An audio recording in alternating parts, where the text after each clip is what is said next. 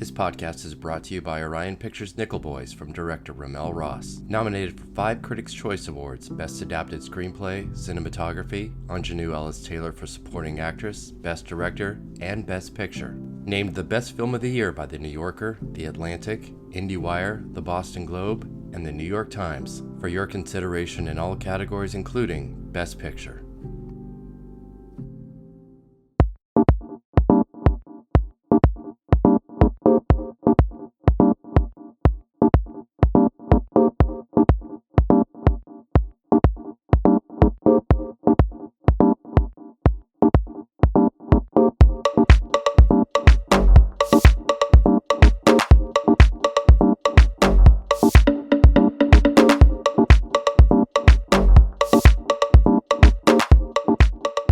Hello, Awards Watch readers and listeners. This is the Awards Watch Podcast. It's episode 269. And what just happened? The Golden Globes, our first major show of the season. And we have a lot of thoughts. Joining me today are Awards Watch executive editor Ryan McQuade. Ba ba ba ba. And associate editor Sophia Ciminello. I'm so excited about the Brutalist too, but I will spare everyone from imitating the score from me. Doctor? No. Lady.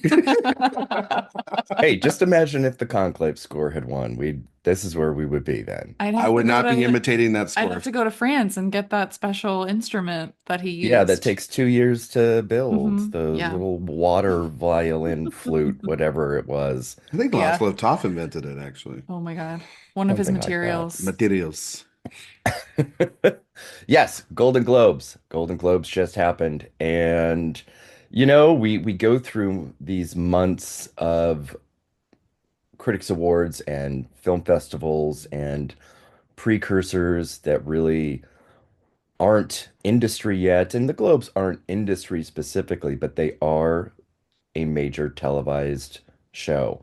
So we really put a lot of stake in these winners because a great speech can carry somebody throughout the season. And we certainly got some of that last night at this show. And it started with some pretty obvious winners. Zoe Saldana winning supporting actress for Emilia Perez, Kieran Culkin winning supporting actor for A Real Pain, both co-leads in their films. And so that was rolling out and things felt like, okay, it is going to kind of parrot what we have seen so far. And it did deviate a little bit, certainly in one spot, which we'll talk about later. But I want to ask each of you what your overall thoughts of the show was, because I think we might have a few thoughts about just the production itself. Ryan, what did you think of the 82nd Golden Globes? I thought the host was good. That Nikki Glaser did a really great job. There were a lot of points where all three of us we had the great time of watching this all together last night, and she had a lot of jokes that really landed. I thought that her jokes at Chalamet, the Joker Folie à Deux joke was a particular highlight. I thought the popular bit and like pointing out how stupid those damn things are that other hosts do was pretty great as well. And I just thought that she moved the show along for a show that was also just really poorly put together. This transfer over the last 2 years to CBS has been an absolute disaster in terms of how they present these, the pinpoint location in the room of where these nominees were at.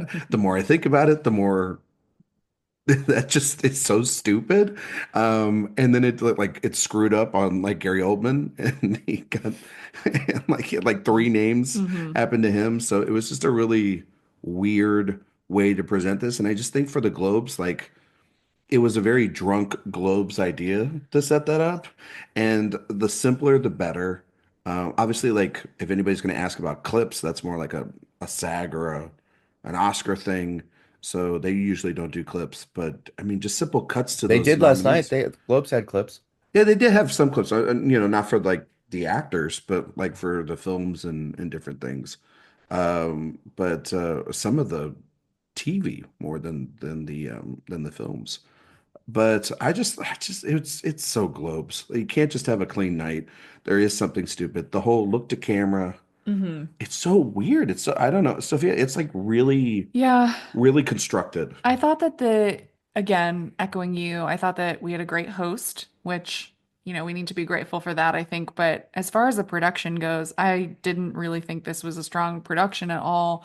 When you have presenters on stage looking directly into a camera and not interacting with the crowd behind them seemed to not be paying attention or not know what was going on, felt a little bit disengaged. And also, I really didn't like the narration. I thought there was way too much of it. When we would have a winner, we actually couldn't hear the challenger's score really at all when it won. Like I wanted to hear that, or I wanted to hear, of course, the Brutalist score when we had those three wins.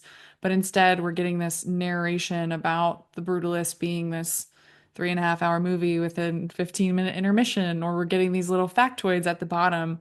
And I don't know, it in general, I thought was also strange that and this isn't necessarily a reflection of the production, but it could be, we didn't have hardly any standing ovations.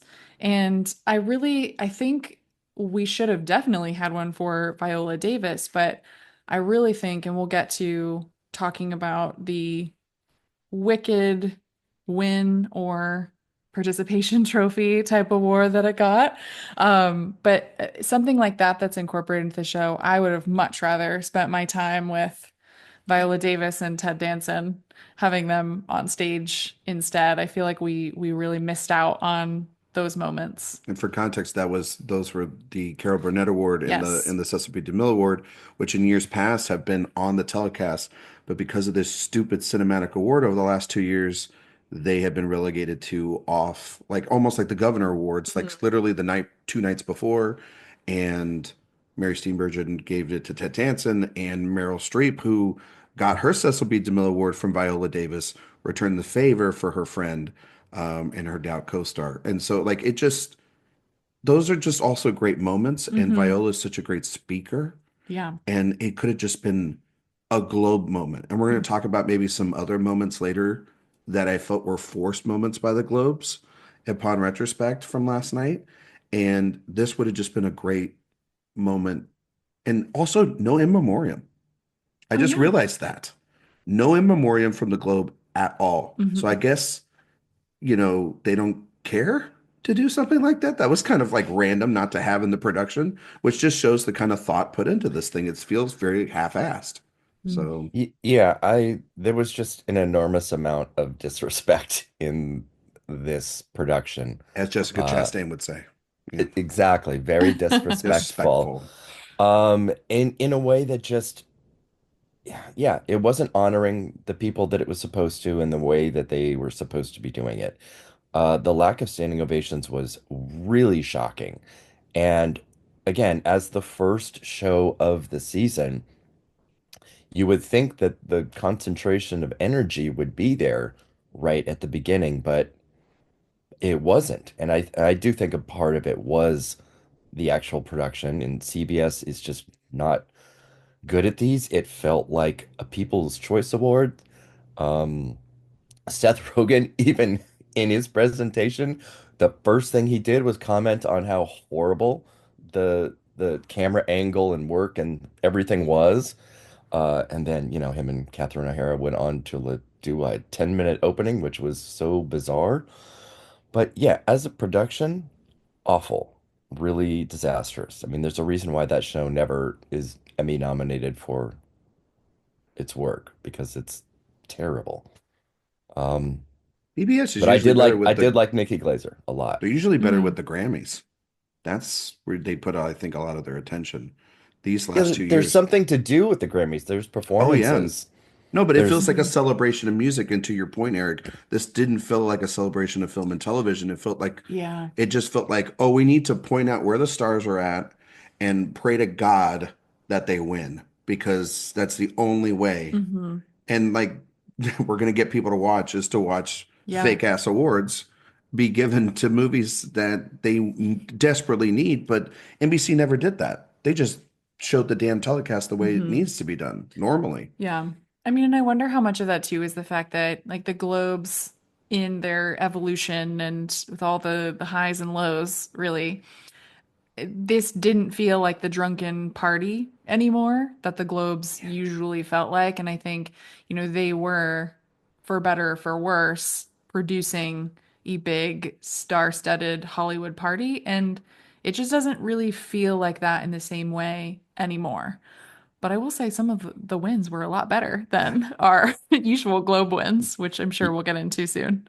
Let's get into it right now. We did talk about Zoe Saldana and Kieran Culkin as the supporting winners. Um, I think a lot of people were predicting Ariana Grande to be able to do this as a very Globesy pick. But I think I said to you guys last night, it feels like maybe a 5 years ago Globes pick, as much Mhm. as Wicked itself feels like a different bygone era Globesy kind of winner. So with Culkin and Saldana winning here, I want to ask if you guys think this is it. This is the kickoff, and they're going to run all the way through to Oscar. I think that's going to happen, and I want to see if you guys think that is the case for those two. Sophia, what do you think? Yeah, I think it is the case for those two. I think especially because if you're looking at each category individually, with supporting actress, for instance, if you're looking for someone else to maybe come in and take that away, it's difficult to really find an alternative just because we clearly have seen, and I think we'll continue to see the strength of Emilia Perez. And if your movie is strong and you have potential to be a sweeper, I think you're just going to go all the way with it. And I could tell, I think, from Zoe's speech last night that she was, I think, trying to, I thought it was a very endearing, emotional speech, but I felt like she had so much to say and she was trying to get it all out. And I think she was also realizing in real time that she was also going to be up there a few more times this season, potentially, and that this was a real thing and becoming a real thing for her, which I think was really cool. Kieran Culkin, I've been fairly vocal about not being the biggest fan of this performance and the sweeper status of it. I think he will continue to win. I don't really think there is anyone who can stop him. I think the difference here though is that there is a real possibility that a real pain could miss the picture 10, but I don't necessarily think that will matter for him because I think he's just going to keep winning. Yeah, I echo your thoughts on Kieran Culkin. I feel like it's pretty locked up at this point. He's the safest bet of the four acting spots, regardless of the fact that he is a lead for his film through and through. Really should be that final lead actor spot because he probably would still even out of it.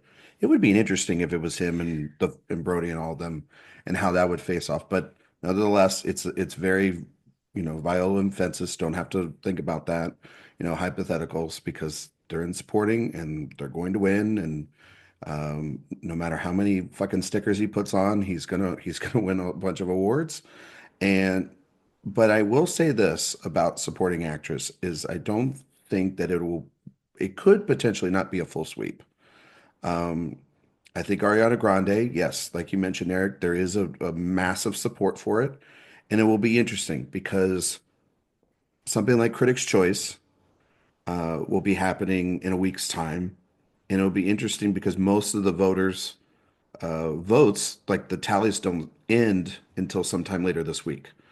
And so, how will the response from that voting body, which usually likes to predict winners, and crossed over completely outside of, um, I mean, they crossed over completely with the Globe winners and the Oscar winners last year, except for Best Actor because that went to Paul Giamatti instead of Cillian Murphy. Will they use this as a chance to course correct and go their own path, which would be interesting? Or do they just go chalk with what the Globes just did, which is, we'll talk about the leads, but with these two specifically, there's a lot of CCA members that we know based off online and everything, their love for Wicked. So I do think that Grande is still very strong. There is a big passion still for Conclave and for Isabella Rossellini within the industry. So that's something to keep an eye on. But her speech last night, Zoe Saldana, it felt so genuine. It felt chaotic. It felt, big and it felt really to the energy of that movie. But it feels like her moment. It feels like Hmm. her time. And, the Marvel connection, she'll probably get her Oscar handed by Iron Man. So there you go, Gamora. Oh God. You didn't think about that, did Zoe you guys? Saldana's the real cinematic and box office It's achievement. achievement. She No, she really is. is. She really She's in is. like the two highest grossing movies, Hmm. three highest grossing movies of all time. There you go. It's yeah, it feels undeniable. And what Exactly. I'll say about Culkin is that we've seen him give several speeches, we see him on the red carpet, and he's a pretty insufferable little prick. And he'll even acknowledge it in a way to sort of excuse it. Um, and I think he had more earnestness in his acceptance speech last night, which was a little bit of a surprise. And then once he realized he was being too earnest, he was like, "Oh no, I gotta be a dick," and kind of just brought that back again. So Just being I'm Roman. I'll be very curious to see because I do think he's going to keep winning if his pattern is the same of being earnest or just a little prick. Yeah, I think that actually makes me think of how I felt a lot about Robert Downey Jr.'s speeches last year, is I throughout the season kept thinking, is he waiting because he knows he's going to win the Oscar for this big emotional career speech? And then that didn't happen. He pretty much had the same attitude the entire season with his speeches. So I don't know, not that they're the same in any way, but it's funny when you do kind of expect maybe something different will happen with the speech, but they are who they are at the end of the day. It's weird. Weirdly, they've been in. I mean, they're both from childhood to where they are now in their careers. It's Hmm. very interesting trajectories for the both of them. But yeah, Downey's a huge movie star and Kieran Culkin is not. But he's just carrying that momentum from Succession, where, if we if we would have just awarded Jeremy Strong instead of him, then maybe we wouldn't have to deal with this. But I said that for years, but I think there's just a lot of love for that, and I think also people like it. Like they like that performance. Hmm. They see themselves or they see people that they know inside of it, and that's the effectiveness of a real pain. Um, Hmm. it just kind of sucks that Jesse Eisenberg put his like a great performance in a great screenplay, but Kieran Culkin's the one receiving everything. Hmm. But yeah, it's I don't see anybody. I don't know who could beat him at this Yeah. point. I mean, like Yeah. there are people that would say what Guy Pearce or maybe say Clarence Macklin. Guy Definitely, Pearce would be my dream if if that movie is really strong and he won the BAFTA, I would be so tempted to predict him, but it's just not Yeah. going to happen, I don't it's too think. prickly of a character, I think. Probably And not. Probably and not. Yeah. Macklin is missing places, and so it just feels like weirdly Kieran Culkin's time as well. So Yeah. Well, let's go to some other categories. Let's go to the song and score. Um, Song was an area, another category where Amelia Perez had two nominations. And as we discussed offline, it had 10 nominations total, the record breaker. But because it was double nominated in two categories, the most it could have won was eight. So it could have broken the La La Land record, but it would have had to win every single thing. It did not. It won four. And song was a category that it had two. And I mean, I was predicting El Mal to win, and it did. But I definitely had my heart in for Compress Repress from Challengers, especially after Challengers won Score, which I want to ask you guys, do you think that the Challengers win in Score was a surprise? I predicted it, but it was very much hope dicting when I did because I felt that Brutalist and Conclave, and even Amelia Perez made more sense as winners versus a standalone like challengers. What did you guys think? I mean, I was shocked. Just because well, I've been shocked all year with challengers because this is one of the most celebrated films of the year, and it feels like these critics groups have just not given it enough of its due. You know what I Yeah. mean? And we've seen over the last couple of years, the movies from the first half of the years, like a Past Lives, for example, they get awarded something. They get an acknowledgement somewhere. I mean, even Oppenheimer's technically first half of the year from last year as well, the celebrated film. And we hadn't seen a lot of that from this year. And I think that score is the best way to, and obviously a lot of other ways. We would love to see like Josh O'Connor and the cast and Luca and the cinematography. We love it all, but really the realistic chance for that movie to win anything at this point is Reznor and Ross. And they've been nominated a ton of times from the Globes and, by the Oscars. When they have won the Globe, they have gone on to win the Oscars. Same with Social Network and with Soul. So I'm not saying that is now our front. I mean, it is technically kind of our front runner right now at this point, but it does have a legitimate argument to be made that this is a potential winner up against, a wonderful score in The Brutalist and Conclave, which is what it is. So not a beautiful score to make that clear. So I would love it to happen. And because I think they're geniuses, I think they also had the queer score to go along with it this year. And so I thought it was great. I was surprised though, because I just didn't expect it. It's a very no guts, no glory pick that worked out, which is great. And we were all like, holy shit. But yeah, Sophia. Yeah, that was one of my favorite moments of the night. I love that score. If you haven't done, a very long power walk to the Challenger score, you need to do that very soon. It's a healing And thing. I predicted Conclave because I've been burned by not predicting the work of Volker Bertelmann in the past. And so I was very happy to be wrong. But Challengers and The Brutalist, both of my favorite scores from the year. So I would be happy really with either.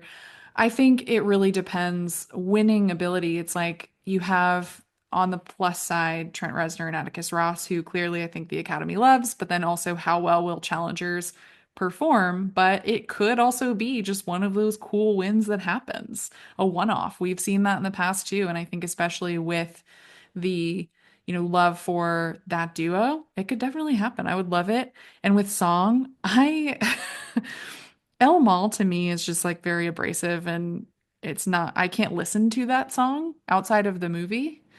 So, but I think the song is winning for the scene and for Zoe's performance in that scene. So I think we can keep expecting that. But yeah, I mean, Compress Repress, it's a Nine Inch Nails song, basically, at the end of Challengers. So obviously I'm gonna root for that. Or I also love Kiss the Sky from The Wild Robot. I think that's a good inclusion too. well, yeah, but I mean, also too, to point this out, and sorry, Eric, didn't mean to cut you off, but I mean, we don't have the Oscar juggernaut that is Diane Warren that was nominated last night. We don't have Lin-Manuel Miranda's songs yet in this race yet. So I don't I still think it can obviously win this Oscar, but it's not as this category is still kind of weirdly open, I think, to me, because we haven't seen all these songs go up against one another um and these aren't like these songwriters and Jacques Audiard, they're not they're not the pop stars that have been winning this award over the last 5 years, 10 years, or whatever. So um, I do agree with you. Like if that's the song that's going to win probably from Amelia Perez because of Zoe's performance in it. But I don't know. We'll Yeah, say, I mean Eric, what do it's you think? the song is centrally perfectly located and Yeah. in the film and the context of it in the film make it a very traditional winner that is appealing versus a end credit song. And going in the Kiss the Sky it had more critics wins going into it. There's not a whole lot of groups that do original song.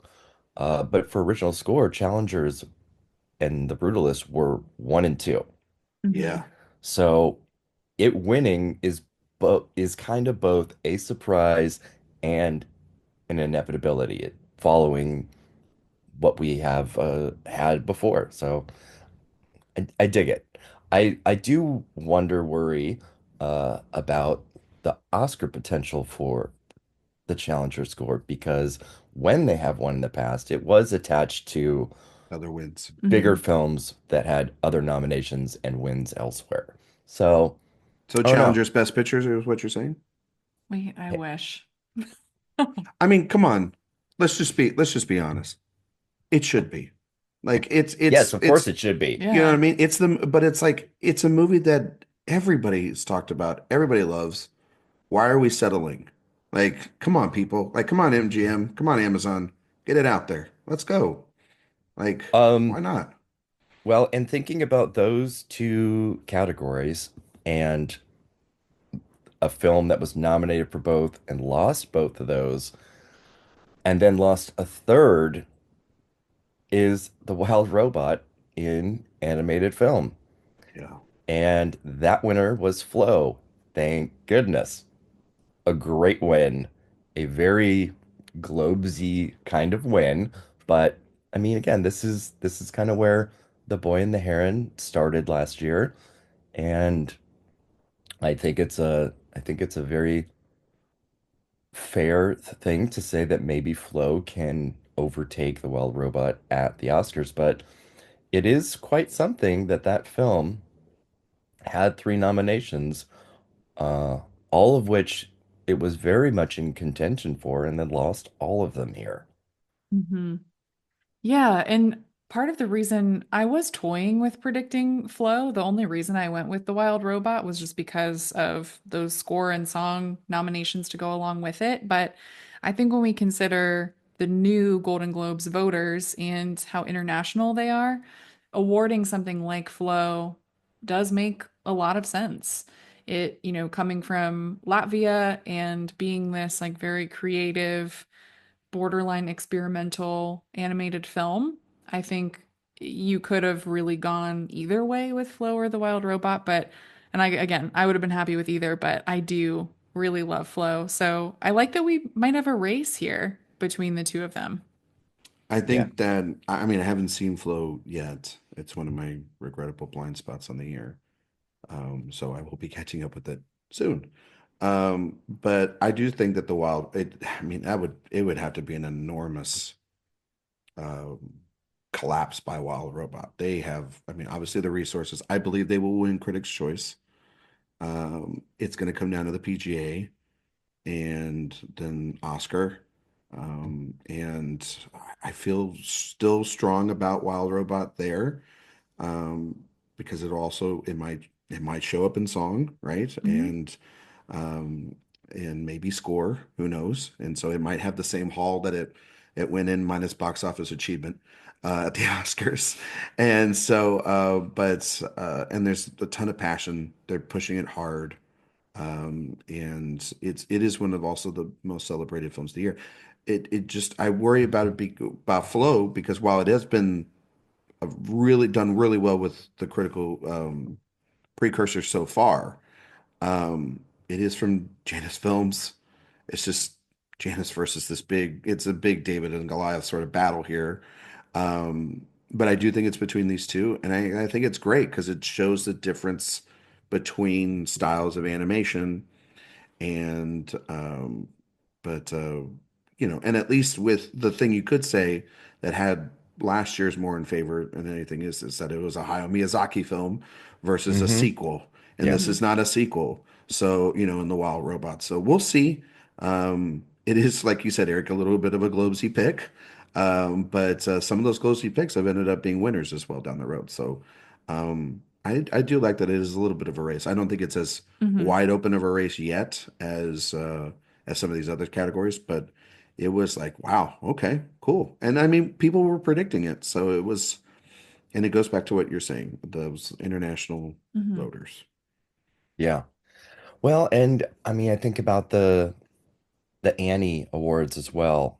Yeah. And even though it's split between Flow and the Wild Robot in two different categories, they won't be competing against each other there. Um, Flow is the only film of the two to also get writing and directing. The Wild Robot did not. There is obviously a push for that film. So I think its potential is there. But yeah, I think you're right. I think PGA, CCA, those might go Wild But if Robot. So but if PGA goes Flow, well then that's it. look it out. Yeah. Yeah. Then it's locked up because it's CCA Because that plus would be a unique PGA winner too. So that very really would Yeah. much, seal it, I think, for very Flow. much so. I Hmm. totally agree with you guys on Yep, yep. Let's go into I don't think it's a strange win, but it was a bit of a strange win as the sole win for this film, and that was screenplay, where I think most of us had Anora winning this, but with outside shots or possibilities for the substance, maybe even real pain, or if there was any type of sweep, Amelia Perez coming in here. And even for the winner, I think some of us had it as the winner or as a possible spoiler. But here we have Conclave winning screenplay as its sole win of the evening. And I'm the moment that it won, you could hear rumblings of people thinking, "Oh, wow, okay, it's going to win drama." And that, spoiler alert, didn't happen. So what do we think about Conclave having a single win of the evening and it being screenplay? Because we talked about a comparison of what it might be like, and let's jump off from there, Sophia. Yeah, so I think that Conclave, what's so funny is that it makes a lot of sense when you actually look at the adapted and the original wins from critics groups so far. Conclave has been the leader in adapted, but I think that we all thought, or at least I thought, that an original win just made sense here. They clearly, in my mind, at least before the show, liked Enora, so that would be a spot to award that film. And that has felt like, I think, all season, the obvious place to reward Sean Baker is in the screenplay category. But when Conclave won, I think two things really happened for me. On the one hand, I tried not to worry myself too much, and I said, this is Belfast, or maybe even this is Anatomy of a Fall. We've had these screenplay wins before that don't mean that they win the motion picture category, the film category at the end of the night. But at the same time, it also did feel like, okay, is this the point where we do start to see things solidify and we see all of that love for Conclave come through? Could this mean that Fiennes win? Could this mean that Edward Berger wins director and that it wins film? But when we actually really think about it, I do think it just being that Globe's screenplay winner makes a lot of sense. it really does. It was it was its toughest competition in adapted screenplay as of right now is a film that I'm still not very confident I could get in Amelia Perez because it's a musical and the branch does not reward musicals in these categories. I know I'm probably going to have to get over that, and that's going to change most likely. It doesn't mean that Wicked's going to get in, but definitely because of Amelia's originality, Mhm. in air quotes, then is why it'll get in there. But it makes sense. Like Conclave is a very talky, written film, Mhm. and it's very different than Edward Berger's last film, which is more it's more with the crafts. Like this Mhm. is more with the screenplay to get these actors and this ensemble and everything because it's winning ensemble prizes left and right, and that has a lot to do with the screenplay. I'm starting to, and I don't know if we want to start talking, Eric, about Honora just yet, but I'll save that for a second. Just from Conclave. I have been, I know Eric's had it in his top predictions for a while, and a lot of people have had it in their top spot and kind of making these adjustments. It weirdly does feel like just a lone winner and a ton of noms. It feels very much like the holdovers, where it's like it wins one thing, but it doesn't seem like this big giant film that's going to win the preferential ballot and a ton of other awards. And there's other films that are technically better than it, and there's acting winners or nominees that are better than the winners and have better narratives. And I don't think Edward Berger is it's like his time, as Spielberg would say about Bob Zemeckis. And I don't and that happens. I mean, he's still kind of weirdly like in the 4 to 5 range and could be a fringe potential miss still in director. But the screenplay, I think people might also think that Edward Berger did the screenplay. Like that happens. That happened. Hmm. I think that Yeah. that's what some voters had in their mind with the holdovers with Alexander Payne. And so I think that It's So Win makes sense given the winners that we're going to talk about. Hmm. Um, and but it did make us worry a The little bit. the It did a energy little bit. the energy in the room did Ruthless. deflate a little, And I I was like, think. oh boy, because it I to my feeling wasn't like Belfast. It was very 2018 because we Oh knew my the God. path at this point where Amelia was going. I think we all kind of Hmm. felt that. Um, it was then like, okay, Hope's got to be in the drama side because Hmm. because that night it was like, fuck, it's Bo Rap and Green Book, and you're like, shit, I don't want to feel that. But and I don't think Conclave's nearly as bad as those two other films. It's just like we clearly have other films we love. But its win is very telling. You know what I mean? And of that, it's going to continue to probably win those awards. Hmm. Is it eligible, Eric, at the WGA? You're muted. Oops, is Conclave eligible at WGA is what you're asking? Yes, sir. Let me Because see. like half of every screenplay up for contention seems to be like out this Yeah. year. The WGA does not seem to be a factor. Hmm. It Oh, feels like it'll win. yeah, the WGA is just a disaster It's a this year, but disaster. I don't get think, I mean, me Critics' Choice will probably go Conclave. Hmm. And It's just hmm, a shame we're not talking about Nickel Boys in adapted screenplay because it's far and away the telling you. greatest adaptation of the year. And, if we look back on film, honestly, in film history, what you can do with a literary work and adapting it, Nickel Boys is high up there. well, why don't we have like queer, or, There are some cool possibilities, Root but they're Next just Door? not getting touched. No, Yeah, I'm Conclave gonna, is not WGA eligible. there you go. So Hmm. it's a little The silly. hits just keep on hitting from films this year. It's a wild year, folks.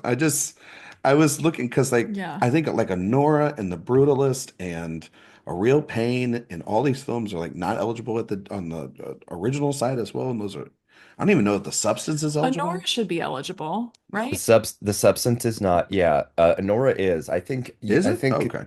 yeah, I think it's going to be, and not to deviate too much, but based on what is eligible and what's not at WGA, Can be a joke. I would say Nickel Yeah. Boys is a pretty easy winner in adapted, and Honora would win original Yeah, probably pretty so. easily.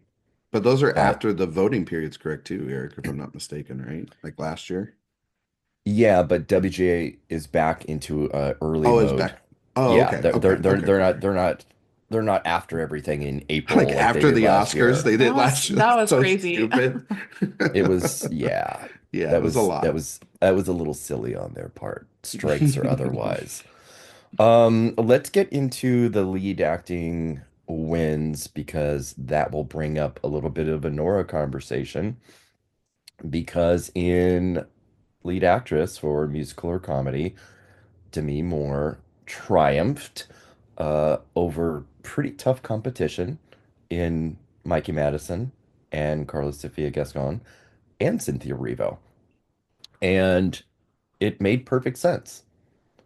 But at the same time, if if Honora was going to lose screenplay and then we get to the lead acting category, it was like Hmm. What is a path now? Is there a path now for Madison? Yes, this is only the first show of the season, but more winning says something. It says something pretty big. Um, but at the same time, it was part of just the lackluster feel in the room. No standing ovation for Demi Moore absolutely knocked me out. It didn't make any sense It was that weird. she, of all people, in this huge comeback, in this huge narrative that she has, um, did not earn that. It was so odd to me. But I love the win. It was an important win, and she gave a speech that, and the kind of speech that sets you, it's the foundation for the rest of the season. Saldana did it, and Moore did it as well. And what do you guys think about the win, but also the possible negative impact for Mikey Madison and Honora? Ryan, what do you think? Yeah. Um, I weirdly, I mean, I slept on this. Hmm. Um, I have a weird feeling we're in a 2020 year where things are going to be so split. And I don't think Demi Moore is going to go and sweep the season. I could be wrong. These are razor thin margins we're talking about for these four in this category, and then whoever gets the fifth spot. Because I do believe that we've got four spots pretty sewed up for Madison, Arrivo, Gascon, and of course Demi Moore. And I think she's definitely now out front. It is, I go back and forth on this. It's like, as much as I think that the performance is very good, and I think that this is it is celebrating her career, the fact that she has never gotten anything like this, she mentioned that in the speech. It was so important to talk about that. And I mean, she's been in our lives for, what is like 40 years essentially. And she's gone, her life has been put under the microscope just as much as, Angelina Jolie, Nicole Kidman, all these other actresses that she's in contention with. And and seeing the videos of her kids celebrating it, knowing what's going on with Bruce Willis and how their family are dealing with all of it. It's such a great story. And also the success of the substance and celebrating that, and how it truly, I was telling this last night to Sophia and Christina on Pop Culture Confidential. It's like, that's the box office and cinematic achievement of the year is something like The Substance, where it just comes out of nowhere and it becomes this big hit in a year where horror movies just absolutely dominated the box office and the zeitgeist.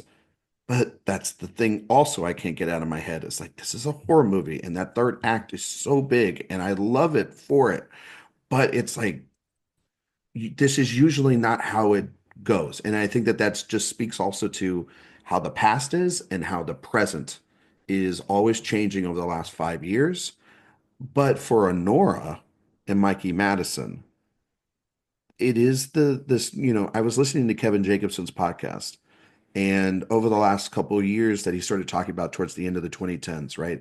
After Brie Larson, we really got these celebrations of veteran actresses, and the category goes in waves. And the young ingenue actress hasn't really won this in a very long time. A newcomer hasn't really won this like that in a long, long time and taken hold of the wins. Now, Madison clearly has the critics on her side and will clearly, I mean, she might win CCA for all we know, and then start splitting up. But so could Demi Moore, because people in critics groups love that performance as well too. I think it's still very open. I think Moore needed to win this to build the narrative for the strength. This is very much like Anatomy of a Fall winning last year in screenplay to help that film's chances to build and boost that movie up so that it can stay more than just being something that we can predict on paper. We can actually see strong support for it.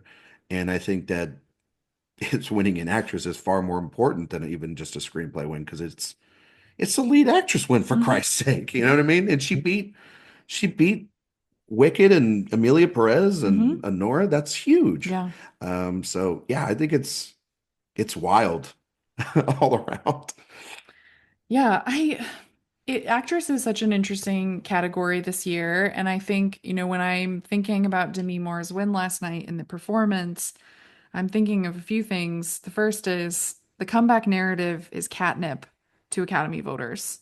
We've seen that time and time again, and she has that, and she showed it last night also in that speech, which I think for me, that speech was a perfect audition, if you will, for SAG voters because she basically put herself on the level of anyone who has ever auditioned for anything or who has been told you're not good enough or you make one type of thing and you're never going to be able to branch out outside of that.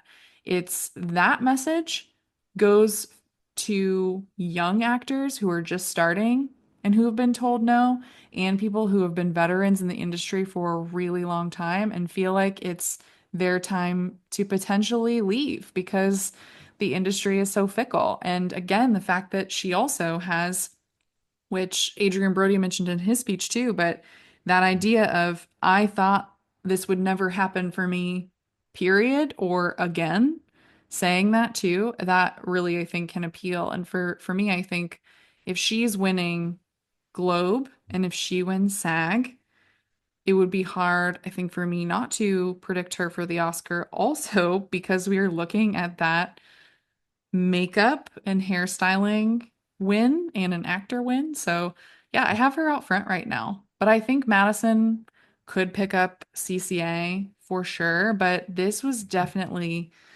a big blow for Honora and for her, I think, just because she didn't get to go up there and Demi Moore did, and I think really, really took the moment and nailed it. Yeah, and I think what I think what Moore did in her speech was really smart, but it also she has a really thin thread line to thread, and that is that she is a beautiful actress, beautiful woman, not, a character actress who just kind of never, you know, got noticed and is suddenly, a thing.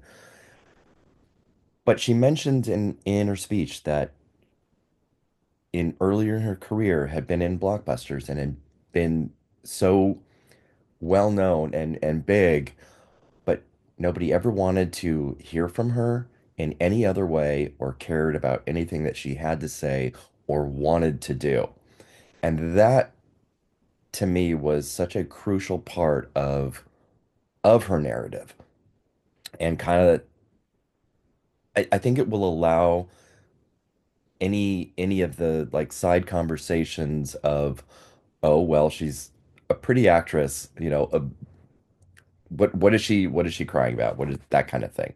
Because people do really like to find the ways to chip away at narratives.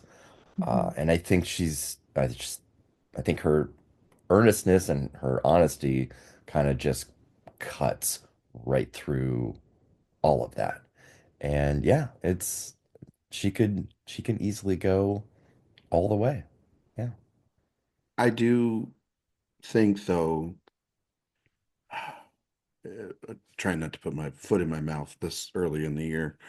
Um, I just think about also the path for it, and her wins and where she could go from here.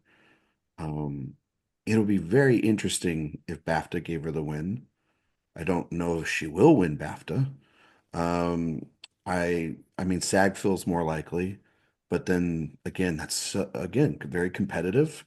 I do think Mikey will play well there. I think also Arrivo and Carla. We'll talk about Amelia here very soon. And if it's what a Nicole Kidman, or what if it's Angelina Jolie, or who else could get in? And we're going to know SAG here in a couple days, and we're going to know that path for it.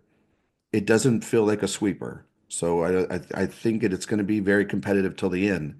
But she needed this, and that movie needed this, Hmm. and Mubi needed this, and I think that it's just great to see her up there getting celebrated. And yeah, I mean, her narrative is very reminiscent of 2 years ago from Yeah. Michelle Yeoh, of this Yeah. woman that was been pigeonholed in selected movies and told not to be able to go above this. And you know, obviously that season was different because she's going up against this other. It was like really just two people, and this Hmm. feels like five or six, seven people or eight Hmm. people are vying for these five spots. Hmm. But it was very important that she won it, and it was just a great speech. I don't know if she stuck the landing about like the yardstick or Yeah, whatever. the She was like the measurement measuring thing. stick, yeah, the measurement Yeah. thing.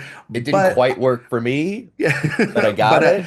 I got it, and I was like, okay, I get you there. You landed the plane. It was a little bumpy Maybe it'll there. be revised in future Yeah, versions. Yes. yeah. But then also too in 2020, that was the year that Andre Day won and Rosamund Pike won, and that didn't matter to the Globes either. And I know this is a different voting body as well, this is now Yeah. expanded, but it in a year where there's not certainty and we see all of that happening, you know, it feels kind of very spread out, which is kind of great. Like, Hmm. you know what I Yeah. mean? I think if somebody planted their flag and, well, this is how she sweeps, it's like, well, I think you're not paying attention. It's very Well, close, I mean, you know. there's plenty of that is going I on. know. We still need some nominations, Yeah, we honestly. need some So of these. we're, We yeah. need the real Yeah. guild still to fully represent. But she's on the list for long lists, and that Yeah. makeup. It feels like Eric, like you were saying, the makeup winner and actress. It's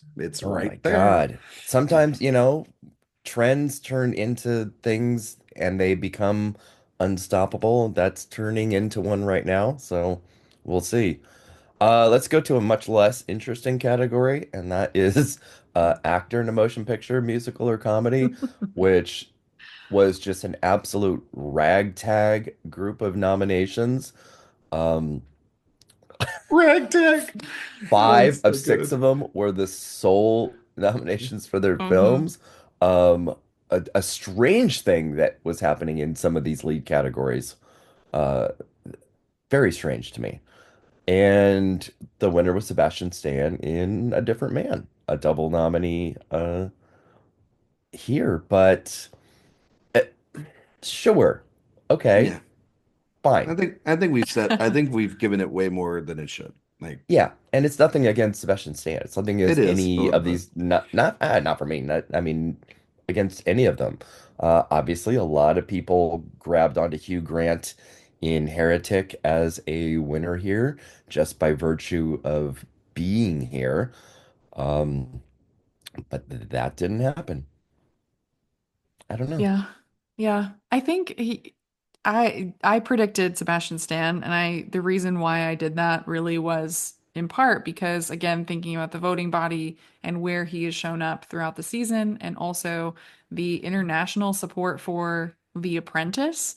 I know that he didn't win for The Apprentice, but if you're thinking of what's the competitive category and what's the one that isn't competitive, if someone wants to support him, or even if they think that way and just want to give him a win, it's going to make more sense in the comedy musical category. And A Different Man, that movie, I don't know, it just I think it's not necessarily that the Sebastian Stan win made sense for me. It was that I couldn't, or I had trouble envisioning this body going for Glenn Powell in the way that I wanted them to, or Hugh Grant even, Or Jesse Eisenberg. or Jesse Eisenberg. Yeah. So it is an odd category and winner Yeah. in a way. And Gabriel LaBelle was just happy to be there. And he was happy to be there. And Jesse and Kiki had a good night out. Yeah. You know what I mean? So it was Yeah. like he like The talked to one thing I liked from Kinds of Kindness, no. that performance. You can't. I mean, like Jesse Plemons is like he's great in everything, Yeah. even in bad movies like that.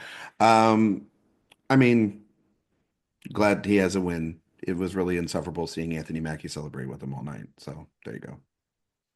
Okay. That's all I have about I was Sebastian more Stan. upset with Anthony Mackie for how he kept interrupting Harrison Oh, Ford. that was yeah, that's a fireable Yes, offense. yes, Yeah. Not my for Captain America. for You know what I mean? animated feature because Hmm. we found out that Flo was gonna win before it was really announced because Harrison Ford started to say Flo and Anthony Mackie instead was doing some little whatever Hmm. he was doing.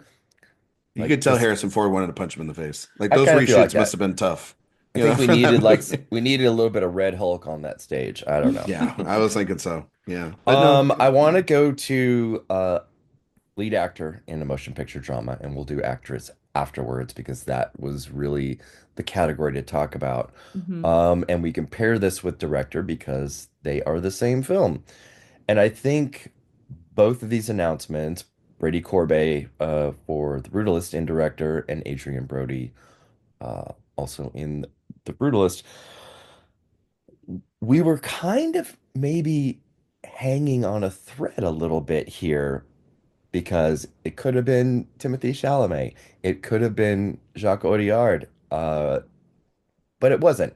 It sort of things kind of reset again, and the front runners, the proper front runners, to this point, prevailed.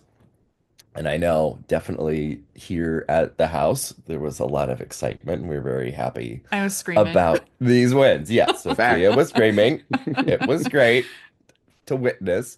Um, It was like watching but a college football It game. was like a sporting event. I was I was cheering. like, holy shit. it was really Preview like for the that. game. Preview, yeah, for Game on Friday. It was great. We got to have a few of those with challengers, with Brody, with Corbet. It's kind of great. Um, so just to get a vibe from you guys on these wins and what their impact is, and do we then feel like, okay, yes, this is the path that had already been set, and the Globes are just widening that road for both of them. I feel like that's the case.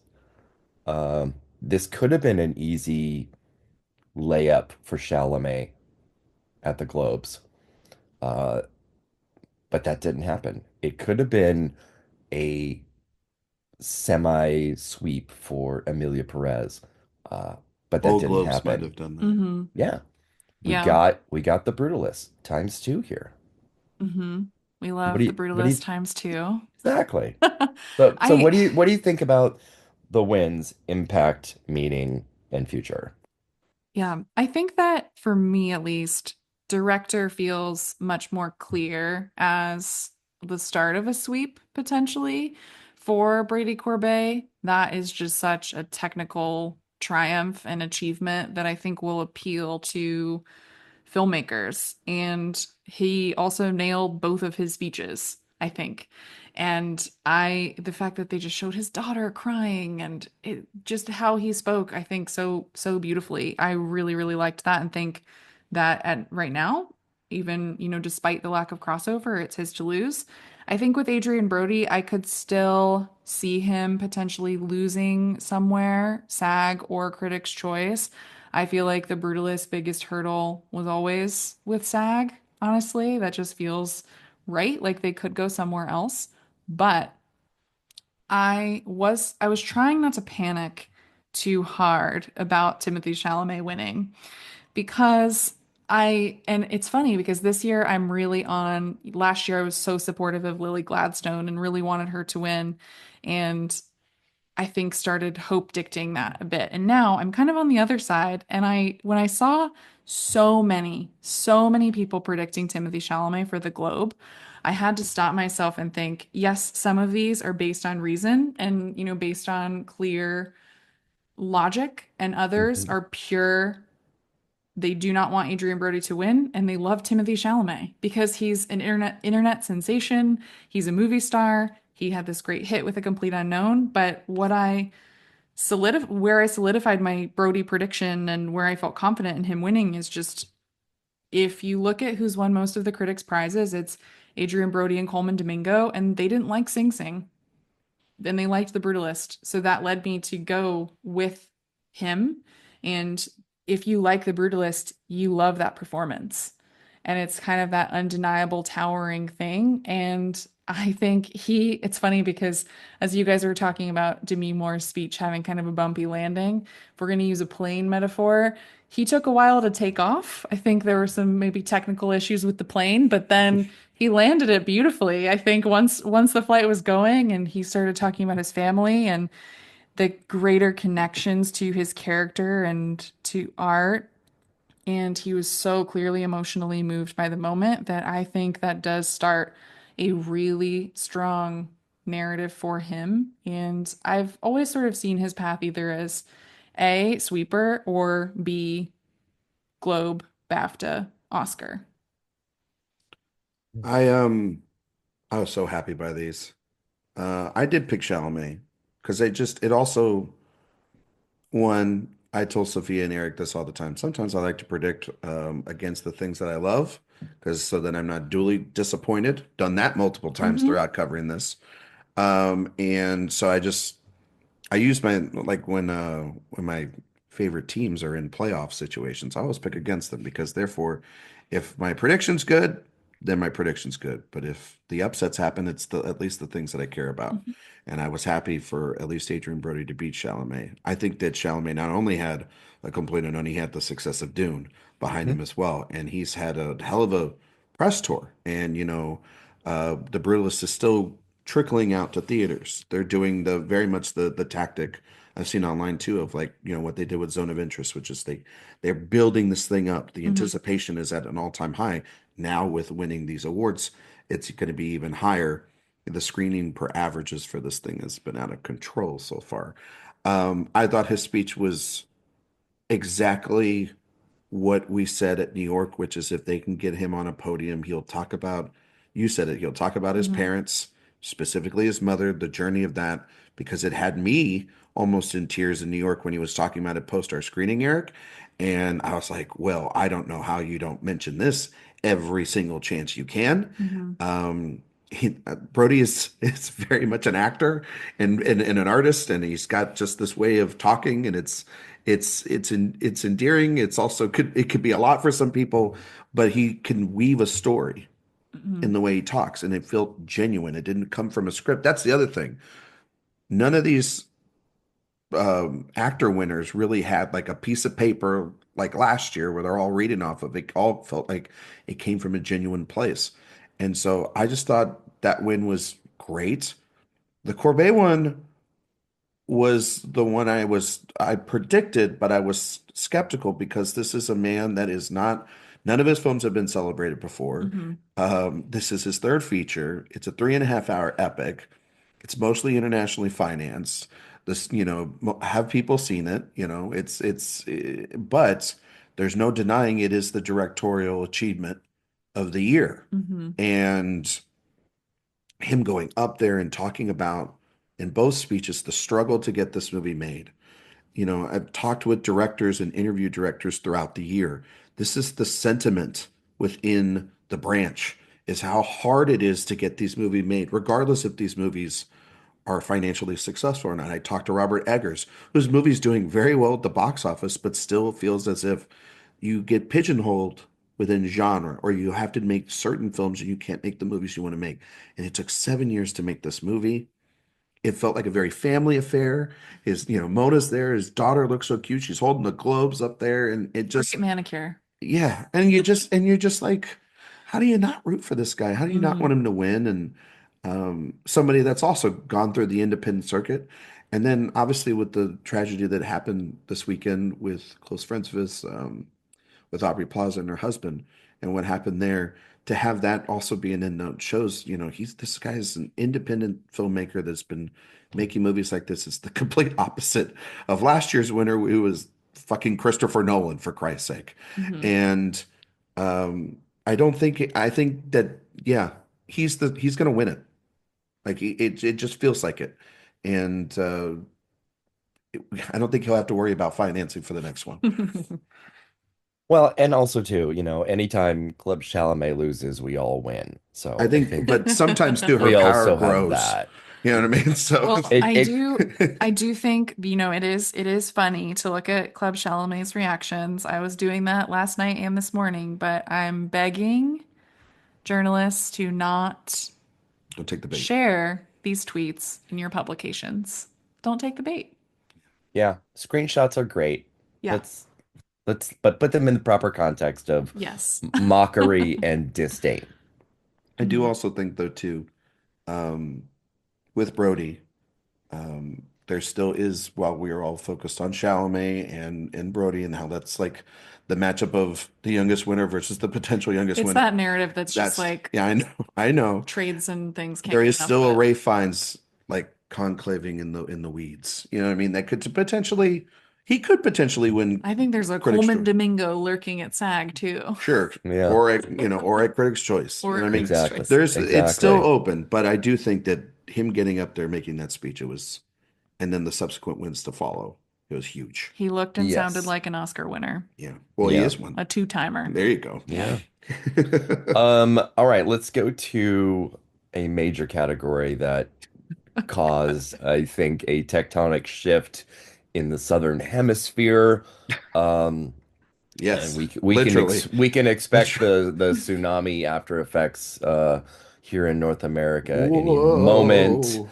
Whoa. Um, and that was obviously Fernanda Torres winning actress in a motion picture drama for I'm Still Here over the likes of Angelina Jolie and Nicole Kidman and Kate Winslet, all winners here. Holy. Um, Oscar Ali. winners, all of the things. And yeah, it's going to be part of a larger conversation that I want to have in a minute, but it's it's an epic win. There is such an enormous amount of history that is attached to it. She's the first Brazilian actress to win this category. She's only the second ever to be nominated in this category because the first was her mother, Fernanda Montenegro, 1998, Central Station. Both films directed by Walter Salles.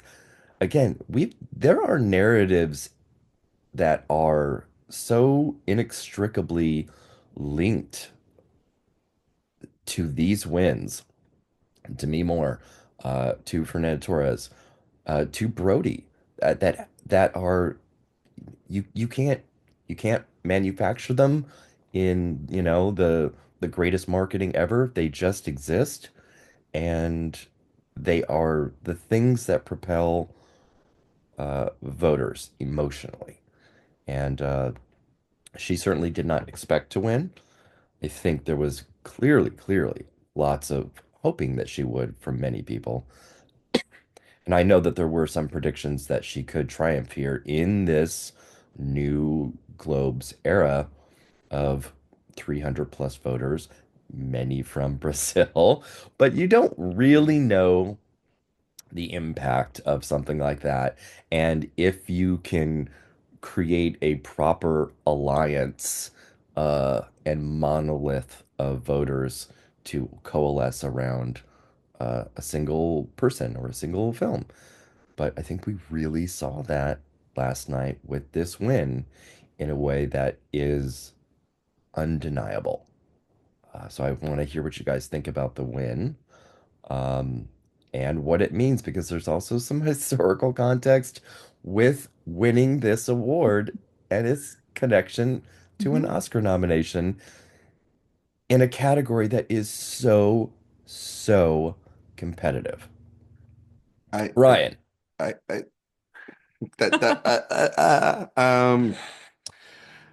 I said it earlier, and I'm just going to continue to say it. This feels so weirdly 2020 in that this is going to be a nail biter all the way. But that year, I was confident in who I thought was going to win. I knew Francis from the beginning of the season was going to win.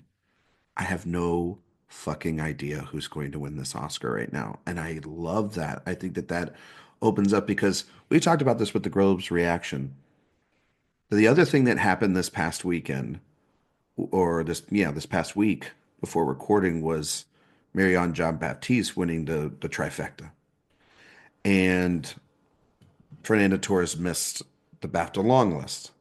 She's most likely not going to get nominated at Golden Globes because I believe the stat is the is at I SAG. mean, I'm sorry, at SAG. Yes, she won the Globe for Christ's sake. She won't get the SAG nom most likely because the last time they nominated an international person was Marion Cotillard for La Vie en Rose. So, and that's like 20 years ago. Um, then you look at it. Okay, Maria getting blanked at the BAFTAs. Baby Girl, its one nomination is most likely just Kidman, and that is it. You look at the four, it's all coming down to this final spot. So who's going to get this? Because it feels like either Kidman or Jolie, maybe neither one of them or both of them could show up at SAG, and someone gets kicked out of the comedy. Then what does that do? At SAG, and what BAFTA does, because BAFTA has six. Do they have six? Okay. It was a great speech. She was very just like shocked and talked about her mother and everything. I don't know. I do feel a little bit that tenth of the voting body that is Brazilian. I do believe in email chains, and I do believe in people wanting things to happen. And it doesn't also just have to be people from Brazil. It could just be like, oh, I see that people were predicting her. I like that performance. It is a very good movie. Um, but it's wild. And so I just think it's very open. I think this we're continuing to see the hurt that Maria has had while Netflix had a great night with Emilia Perez. I thought all along they had a chance to win Best Actress with this performance, and they have missed places, which feels very kind of typical over the last couple of years with them of not being able to juggle multiple campaigns and not being able to laser focus in on what seems to be a layup. Mhm. And Nicole Kidman, I mean, I don't know. I don't know what you guys think about that movie. We all love it. It's a great movie. I don't know if it's a film that could break through still, um, because people have been kind of mixed on it as it's been coming out. But yeah, I don't know what the fuck this win means. It's such a it's such a weird win Yeah. because we already know that her path is so razor thin on getting nominated at this point, let alone even being a winner. Like, that's so Yeah.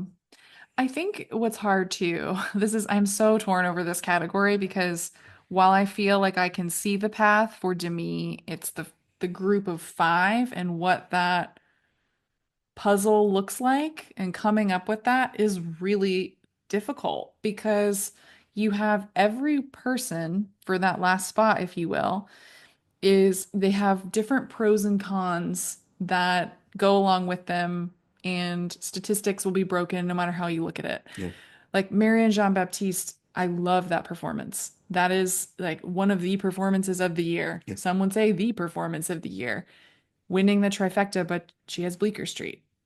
And with Mike Lee missing in screenplay, I would At not BAFTA. be at BAFTA. I would not be shocked if she was a jury save at BAFTA. Like we have to think about those sorts of things too. Mhm.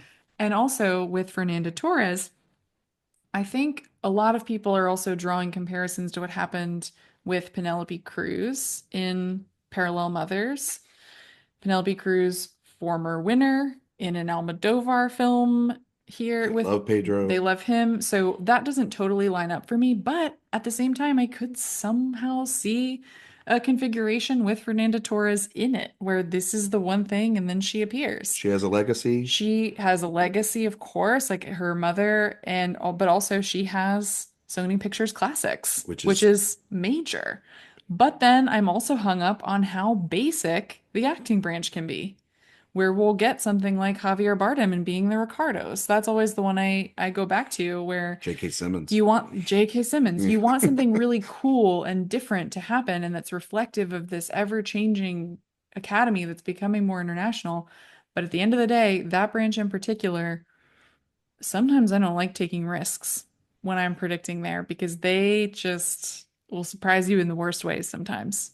Well, Ye- I mean, sorry, Eric, you go ahead. I'm sorry. Well, I mean that's actually part of the bigger picture conversation I wanted to have because what I hadn't thought about as much until last night. I was talking to Pete Hammond about it. Um, is that these winners there are no like Hollywood royalty legacy winners here. There's no Spielbergs and Scorseses. It's the movies this year, folks. Kidman and Jolie both lost. Voters Denzel lost. went really, I mean, not that Mhm. Adrian Brody is a new person. He is an Oscar winner. Kieran Culkin is an Emmy winner.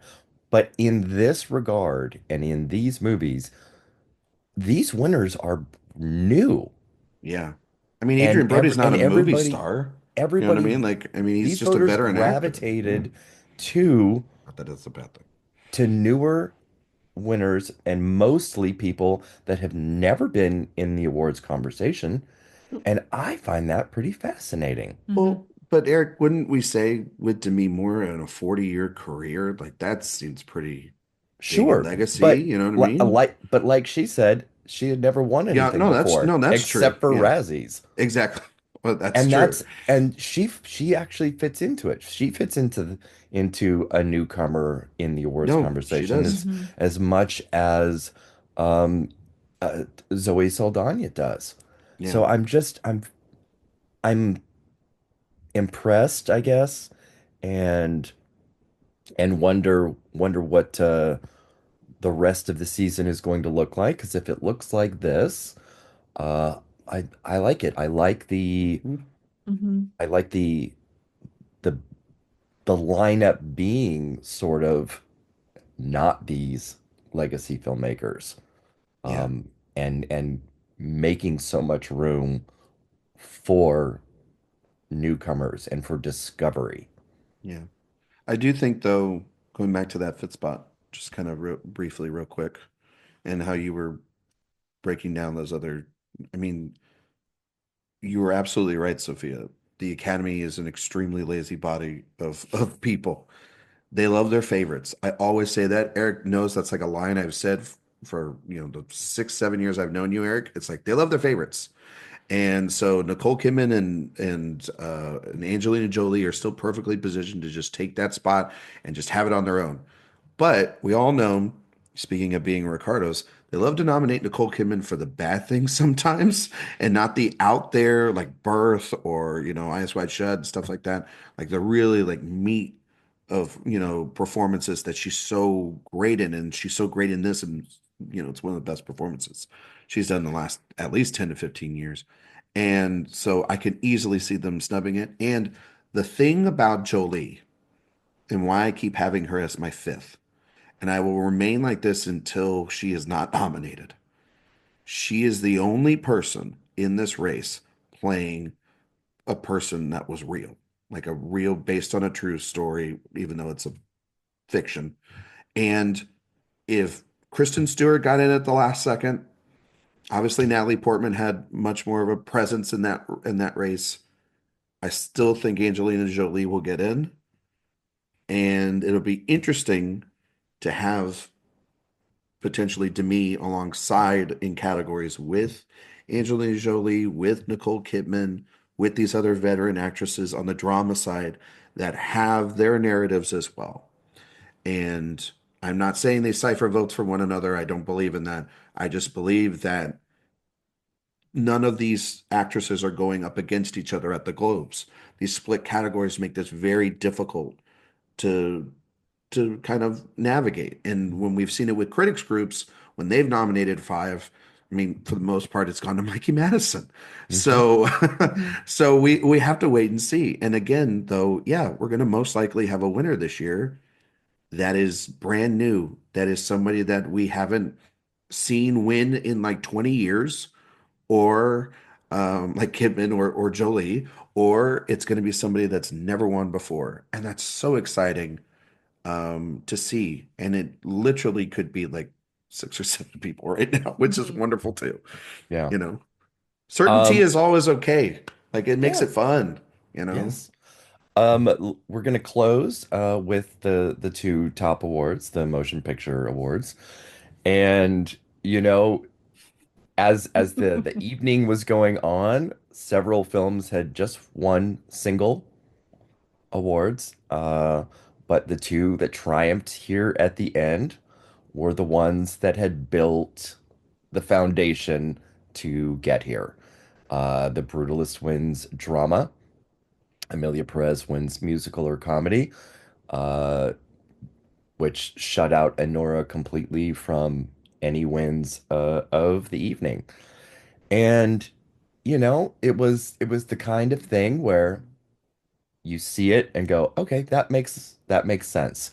It would have been crazy for, the Brutalist to lose out after winning directing and lead actor. But yeah, Conclave with that screenplay win was certainly peeping its head around the corner as a possibility. Uh, in musical and comedy, Honora only winning this in retrospect would have been very strange. But the substance winning in connection with Demi Moore, that could have made sense. A Real Pain with an acting win, there's a path there. Challengers winning this in score would not have really made any sense. Wicked winning the fake award and then this. Oh, we haven't even talked about the fake We're not going to award. talk about the fake award. We should stop We're having not the going fake award. We could talk about the ridiculousness of Vin Diesel. Actually, no. We'll just leave it at that. Yeah. But yeah, Root.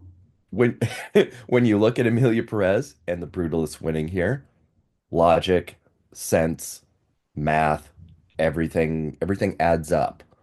Anything else would have been weird and strange and kind of thrown it off a little bit. So I'm I like both of these winners. They make sense. What do you think, Sophia? Well, it's funny because I think it really was, at least for me, in terms of quality or the films that I like this year, a very high and a low in a way Sure. of going from The Brutalist to Amelia Perez, especially with Glenn Close announcing The Brutalist. That was perfect. I can't wait to clip that and save it forever.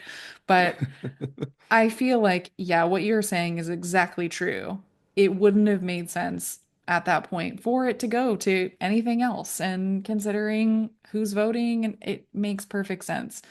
What's interesting is that in the back of my head, what's always concerned me about The Brutalist when I saw the Golden Globe nominations is this a power of the dog situation where it wins picture, director, and an actor, and then something Yep. happens? But the huge difference there is that The Brutalist has never been the far and away front runner in people's minds. It's always just been kind of lurking there. Clearly, critics really like it. People can't wait to see it. A24 has done a really good job of building anticipation for it. I think whether that means you're able to see it or not, but everyone will be able to see it soon, I think. But that helps a movie like The Brutalist. And what also helps a movie like The Brutalist is now we have I think, a clear villain in Amelia Perez up against it.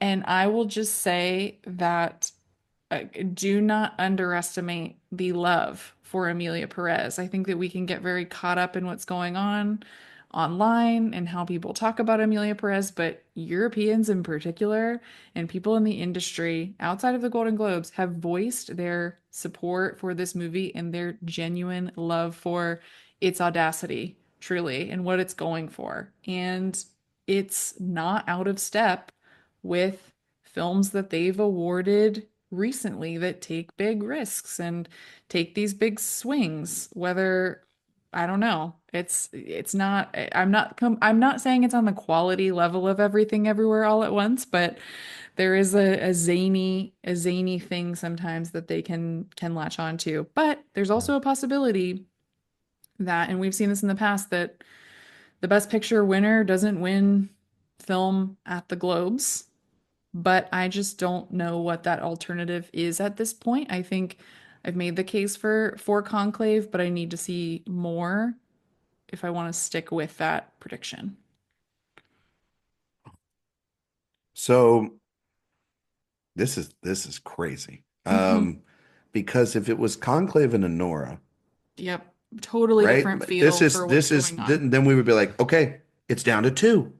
Like, right, Eric? There's no doubt Yeah. about it. If Honora and Conclave were the winners last night, Hmm. we would be like, this is the You race. have a middle brow, solid Both of them. drama, and the Palme d'Or winner. And it just feels absolutely right. Yeah. Right. And then the audaciousness of Amelia Perez can win some of the smaller Mhm. categories. The Brutalist Yeah. can win like director and Brody, and then bam, that's it. But they went full Brutalist. And hats off to you, Golden Globes, for doing the right thing.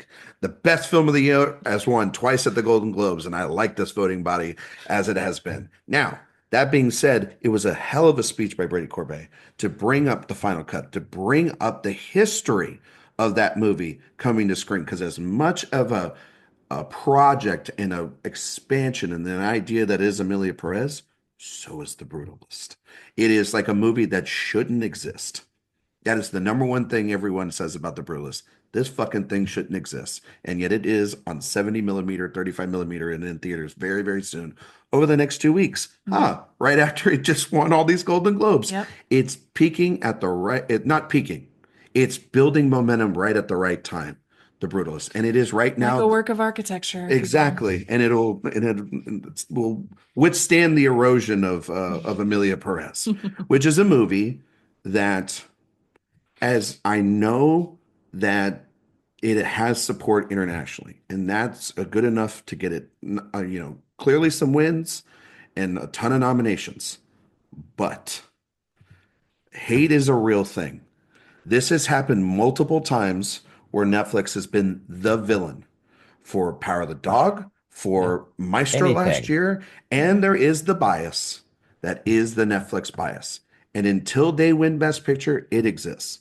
It does. Yeah. And Yeah. this is also a movie that will be on, these are both very polarizing films. There's a lot of, but more so Amelia Perez. Amelia Perez is a movie that you either really love it or you despise this thing. And that is clearly within the reactions for it. Now, Zoe is still very good. The song's very good in its chances, but it would need to win other things. And it on a preferential ballot, I do not think it does well on that thing. I think that there's a lot of lows where people are going to over the next 2 months, because you have 2 months till this award ceremony. We all thought when Power of the Dog got the most nominations. Sorry to bring this is going to be sorry, It's Sophia. okay. I'm used to the pain for the power of the dog. It's been It was years. It's like still if there. the voting had happened like normally, Hmm. it probably wins. But that expanded time happened, and it was enough to build a narrative. It will be enough to build a narrative if Critics' Choice goes for Amelia Perez as well, too, you know. But The Brutalist has it's people against it as well. The runtime, the second act, Yeah. Yeah. the It the has sort of detractors. the I think unfair thing to call it cold. You know what I mean? Like people will I start love, calling you know, that. I love the cold I know movie. It's my thing she's every got a sweater year. on right now, folks. It's okay. But I still think that Conclave and yes, Honora are still in this because they are films that are highly popular. They've had tons of screenings. We've seen them at festivals where people were clamoring to get to those and they have passion behind it. And losing at the Globes with this very international voting block, you mentioned Everything Everywhere All at Once. The thing that had that movie in its favor as well from its auditions is made by American filmmakers. This is made by a French filmmaker, and I think that you while you have your international contingent, you have to think about the American contingent of the Academy, which is bigger, and But that. James Cameron loves Amelia Perez. Well, sure, but James Cameron's at the bottom of the sea. Will he even get his ballot out in time? Well, remains to be seen. But and of course, because he has Zoe Saldana, No, I know, I you know. know what I I'm mean? just saying And, it's and it's so interesting. there's a ton of people that do love Conclave, that love Honora.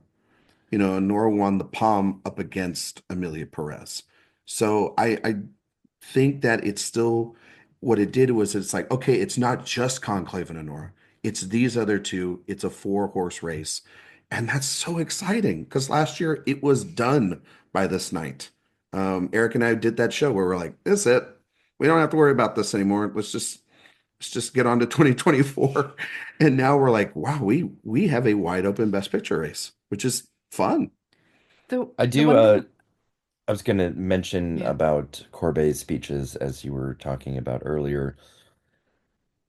In before the Globes, when he was Oh yeah. in panels and talking about the film, he's an intelligent person. He's a very cinephile film nerd person. And I think could get lost in the details and the technical elements and the minutia of filmmaking and of the process. And in his speech, he kept that to a bit of a minimum and instead opted for the humanity of it. Hmm. And it, again, speeches are really, really important factors in these races, or can be. And I don't think that he could have ingratiated himself any better than he did in both of his speeches last night, uh, to turn this movie and the experience of it into something very warm and inviting rather than removed and cold and academic. So I Hmm. just thought that was pretty amazing on his part. Yeah, I thought so too. The one thing I'll say just too about The Brutalist and Amelia Perez, while they could be polarizing, I also think that both of those films, what they have in common against something like Honora or Conclave, is that while they don't have happy endings per se, I think that voters for either of those movies, and whether it's superficial or genuine, would feel genuinely good about voting for that movie. So we've seen that, over time, like something like Amelia Perez, whether people are complaining, and those complaints are extremely valid about representation, what it's saying about trans people, the fact that this is a Country of movie Mexico. about Mexico with French people, like No making it no, inclusion. yeah, limited inclusion to no inclusion. I think that people will still misinterpret all of it and just say, wow, look at what this is saying. I Yeah. feel good about voting for it in the same way that they could about The Brutalist. Whereas Honora, I feel like it's a fairy tale about class. And I don't know if there is, and I think that could also work, but I don't know if there's that same sort of urgency to vote for it. It just It doesn't, though, seem like a film that will be low on a preferential ballot. That's why it's probably in the race as well as with Mhm. Conclave. And Yeah, I yeah, think, but I think also totally. with Amelia Perez, the same sort of complaints that people have on that also, not just a Netflix problem, very reminiscent of Three Billboards that had a very big Globes night as well too many years ago. This sort of outsider's perspective of another country that then got over the course of the next couple of weeks got absolutely destroyed. Now, it had a clear winner, a sweeper that year in Francis McDormand, just like Zoe Saldana or the and song Sam here Rockwell. and Hmm. Sam Rockwell. So it won multiple Oscars, but it didn't get over the hump in the preferential ballot, and it went Mhm. for something a little bit more grand and historic, Hmm. which The Brutalist is. Yeah. If we're talking about a year in which we did see Francis Ford Coppola have a movie released, this is the most Francis Ford Coppola-esque style of movie. It's very old school Hollywood, but it does have those international sensibilities that we've talked about too. And it's also a movie that, you see it now post-election, it hits like a ton of bricks. Like it smacks you with the fact that a lot of people in this country do believe that the American dream is slowly fading away and that they don't have a place left in this country. And that's what I think the brutalist sort of represents. So it has a massive chance if people, it's all it is people just got to see it. That's weirdly what people said about Parasite, right? It's like, oh, people just got to see it, give it a chance. And then they saw it. I'm not comparing those two films. I'm just saying that's what people say with you have a movie that's up against what we perceive to be more traditional winners in this category. But if The Brutalist won, that would be one of the most insane Best Picture winners Yeah. I've ever seen because it didn't seem like it. This is a movie that when it finished, Sophia was looking at it, she was like, oh, that could possibly be something, but not like, oh, that's our fucking Best Picture winner right there. Like, like nobody would have thought No, I that. was I was much more high on Brody Brody. being like the Yeah. thing out of that, not necessarily it being this huge deal. And that still could be the case. Yeah. You know what I mean? And there could be the course correction, or, there could just be like, really, Brady Corbet? Like, that's the guy we're going to do this? Like there could be that, but also they'd be foolish to do that because it's when it's your time, it's your time. So, but Yeah, and Eric, I mean, I'm curious, what do you think about this race? Because well, like I think the when you look at something like The Brutalist or Amelie Perez, um, or even Conclave, you're looking at films and stories with very high stakes, or very large scope or a really high level of importance. And even when you have, a winner like Everything Everywhere, it had all of those elements in there, just in a genre that was unusual for the Oscars. That's something that Honora is missing. It's missing that level of importance.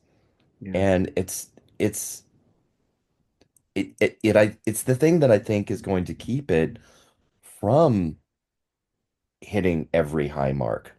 I mean, it is a really small story, relationship story, just human story. It's not the kind of thing that really wins at that level, certainly not anymore. Yeah. And In the it might 1970s, maybe. Yeah, You it know what I mean? feels But like a not now. 1970s winner. Yeah. If this was 1972 or 73, there's your best picture winner. Totally Yeah, makes The sense. Brutalist versus Honora in 1973 makes a lot of It sense. really It's does. it's there absolutely. It feels like we're Excuse us. just We'll be in back such in our a time machine here in a it couple feels like we're in minutes. a weird like yeah, like in two worlds at the same time right now. Yeah, I Um mean, but it's the yeah. thing that I think benefits Brutalist, Amelia, and Conclave over uh, something like Honora. Yeah. So, Honora losing even the Globes is that's the crystal ball here I just of I, that. I just know that also with The Brutalist, while we haven't seen Honora win a televised prize yet, it is one of the most critically celebrated films of the year. It is a movie that has it's gone back and forth with The Brutalist for Best Picture wins. It has screenplay wins out the wazoo. It has Mikey Madison being the overwhelming critics winner, right? If I'm not mistaken, Eric, in Yes. terms of prizes. So that's why I actually think it's probably like third and higher than Conclave because we haven't seen Conclave win a ton. We just assume because the old guard we I think we've been doing this the last 5 years where we just assume that the old guard's going to come in like a green book and like give us one of those right across the mouth, or they're going to do they're going to do a coda and they're going to do something like that. But Conclave doesn't feel like it has that either, for me at least, Eric. It doesn't. Hmm. It's not celebrated enough as a movie. It can win small categories, but it path feels very small. Its director is not as safe as Sean Baker in at least for nominations. Like there's something about Conclave where it's like it's screenplay win. It could just be that, and that's it. And that's very much like how we kind of talked last year with holdovers. We're trying to justify ways for like this warm, cozy film that probably would have won the Oscar in the 80s for Yeah. for Best Picture. And I just don't think Conclave is going to be that, even though it's played really well with at Academy screenings and like the screening that you went the other night to it and everything. And want to talk to that cast. Maybe it wins SAG Ensemble still, which is would be a big indicator for it as well. But Yeah. Well, this trial of Chicago 7 a little bit too with it. I think there are more opportunities for Conclave to have wins than Honora. And what we also have is a potentially secure Oscar for Conclave right now that we're talking about in adapted screenplay. Yeah. Original screenplay, I could see a world where they get hyped up on the substance and love the originality of that. Inject themselves. Right? Yeah. That's something that I think like with Honora, its path is so limited, whereas Conclave, I think you could somehow see, maybe there is a surge and it can win editing too. And suddenly it'd be weird for that movie not to have an acting win, but there are so many more possibilities. And I think that with the importance Yeah. is why I feel a bit more or a bit confident in it. But that again, it's But there those is four but for there is me. passion for Yeah. for all four of them. Hmm. And that's Yeah. we've I've just I don't know, Eric, you saw and we've heard about the passion from years past with the Pandora winners for movies Yeah. like for Hmm. Triangle of Sadness, right? And we all kind of discounted that. And the same thing with Anatomy of a Fall last year and Parasite. Like that's what Nora is. And we saw those how many people they had to turn away from our screening at Telluride, or how packed it was for a critics group at New York that had mostly seen this film already and they wanted to see it again. Um, people love that movie. Hmm. I know that it wasn't represented at the Globes, but this is also a different voting body as well. Um, so I don't know. It's fascinating. Yeah, that's what's so It's great about it. fun. Yeah. But I think it's those four, and Yeah, it's still I give it mean to the it's still Brutalists. Let's go. it's Let's still a great fucking year. go.